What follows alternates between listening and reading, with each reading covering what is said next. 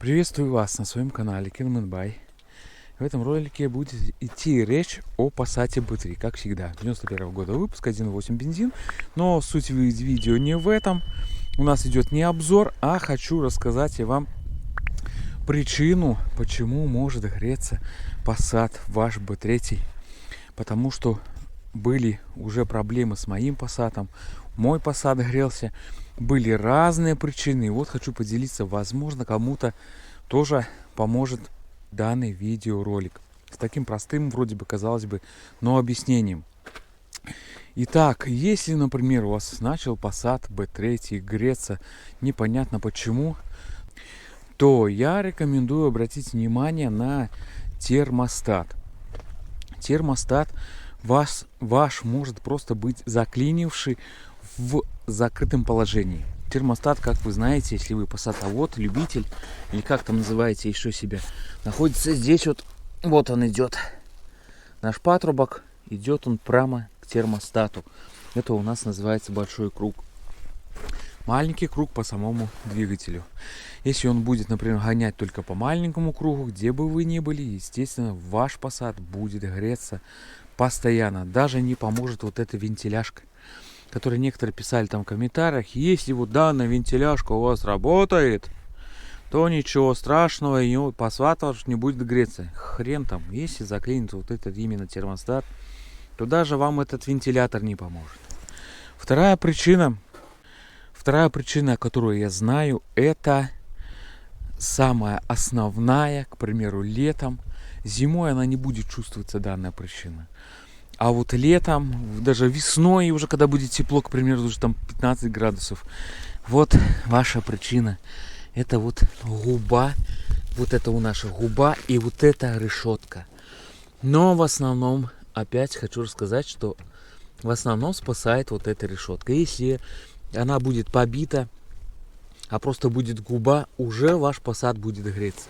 Опять некоторые говорят, если будет у вас работать вентилятор, то все будет отлично. Ребята, даже если у вас будет работать вентилятор, то вы представьте, вентилятор ваш будет работать на полную мощность. То есть он постоянно будет практически включен, когда вы будете ехать. Естественно, он быстро будет накрываться, и вы начнете больше покупать эти вентиляторы. Лучше посмотреть и сделать вот эту вот губу. И некоторые, к примеру, хочу тоже обозначить, оставляют губу, решетка, если вот это разбивается, они просто чем-то там закрывают, украшивают, чуть ли не цветочками. Ну, это шутка, конечно, цветочками. Они считают, что самое главное вот эта губа. Нифига. Я считаю, что большую часть играет вот эта именно решетка. Именно решетка направляет воздух, поток воздуха именно на радиатор. Губа, потому что у меня вообще не было ни решетки, ни губы. Была самодельная, она сейчас и стоит там под низом, самодельная губа металлическая. Она большую роль не играла, немножко помогала, да. Но большую роль нифига не играла, пока я не восстановил вот эту решетку. Как только восстановил решетку, все, Passat совсем по-другому начал жить. Обращайте на это внимание. Так, вроде бы поезд отъехал. Так, на чем я остановился? Следующая причина. Вот смотрите, вы проверили термостат. Термостат, кстати, если будет, открываться как положено, будет вот эта нижняя трубка тоже теплая. Как и эта.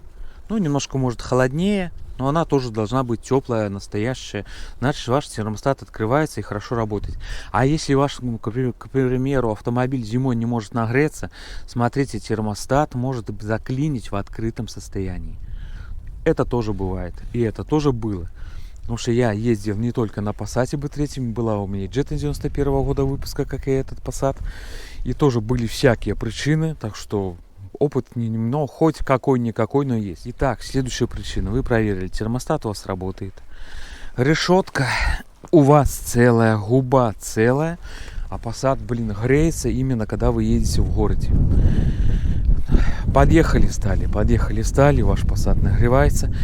Дальше смотрите вот этот уже наш вентилятор. Хочу немного поправиться, не сам вентилятор, а датчик, который включает наш вентилятор, который находится вон здесь, в самом внизу, в радиатора. На 3 контакта у меня стоит. У вас, возможно, стоять на 2 контакта. По-моему, в дизельных машинах стоит на 2 контакта. Если я ошибаюсь, опять же, пишите в комментарии, поправляйте меня. Кто дизелисты должны знать, на сколько у вас тот датчик стоит, на 2 контакта или на 3. Если датчик этот не будет работать, например, когда у вас машина хорошо прогревается по большому кругу, и вы едете в городе, естественно, она не успевает остывать, и вентилятор должен спасать вашу охлаждающую систему. Но если тот датчик не будет работать, он просто-напросто не включит ваш вентилятор, и он не спасет вас. И, естественно, он будет очень страшно греться, ваш Passat, даже когда ваша система полностью, все вроде бы отлично, а он греется. Обращайте внимание на тот датчик. Ну и следующее, например, если уже датчик у вас отличный, то уже смотрите сам вентилятор. Естественно, может все быть. Может проводка вот эта быть, вся идти от вентилятора до датчика, может сам вентилятор. Ну а следующие причины вроде бы уже простые. Тоже смотрите, вдруг у вас не хватает тосола, антифриза, смотря что заливаете в свою охлаждающую систему. Сейчас, кстати, посмотрим, что тут у меня слышно. Вот она должна немножко пшикнуть. Немножко пшикнуть. Видно. Видно, фонарик включим, да, все.